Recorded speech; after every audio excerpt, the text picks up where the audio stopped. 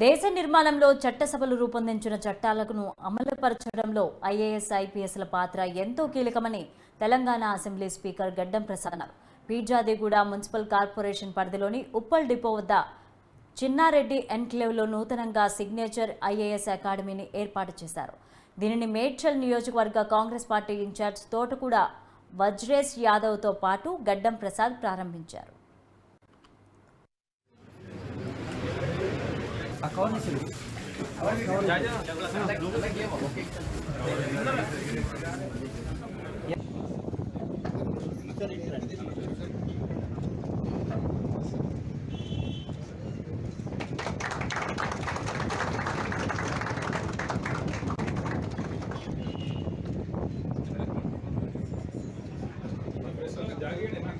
Civil services లో యువత చేరడం వలన భారతదేశానికి సేవ చేసే అవకాశం కలుగుతుంది. కాబట్టి ఈ ప్రాంతంలో రమాశంకర్ రెడ్డి గారు సిగ్నేచర్ ఐఏఎస్ స్టడీ సర్కిల్ను ఏర్పాటు చేయడము ఈ ప్రాంత ప్రజలకు, ఈ ప్రాంత యువతకు చాలా మంచి పరిణామం అని చెప్పి తెలియజేస్తూ, మరి అదేవిధంగా ఈ రోజుల్లో భారతదేశంలో యువత ఒక దిక్కు పోతున్నారు.